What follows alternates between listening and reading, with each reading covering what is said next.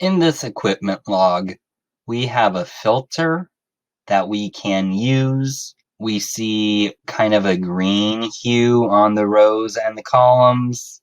And then we have these upside down pyramids to choose what and how we want to filter.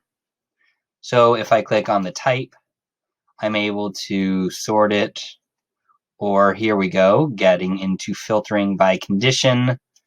What kind of criteria would we want to filter by, or filtering by values? Let's say I'm going to clear all, and so I'm only going to view TV or laptop. So only the equipment in our equipment log that is a TV or a laptop is going to show up. I hit OK, and now I can see the different laptops and TVs in this equipment log. I could do more. Let's say I want to see those that have been checked in. So I'm going to undo the blank. I only want to see the ones that have been checked in. Okay. So now I'm only looking at TVs and laptops that have been checked out and checked back in. All of the actual data is still there. I can always say select all, okay, and select all, okay. And so all of the data is still there. The filter is just changing what we see. So on the customer list, let's do that here and see how to actually deal with a filter. I'm going to lock the first row.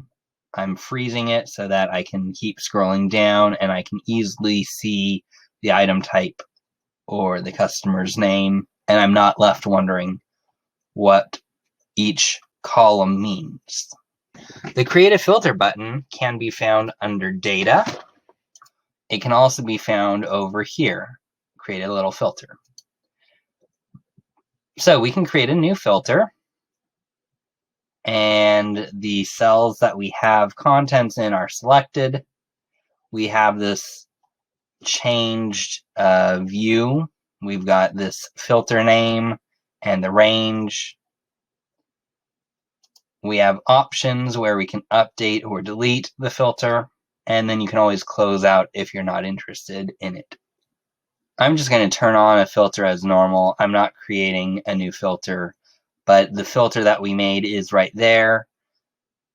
I don't have a need to specify a set filter to come back to it.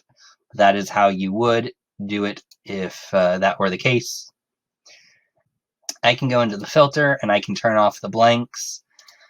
And so if that's the case, I now only see the rows that have item descriptions. If the item description is blank, it's not going to show up. Under the t-shirt form, I'm going to select column D to see another type of filtering, which is not going to actually hide anything. It's just going to change the visuals. And so under format, we have conditional formatting.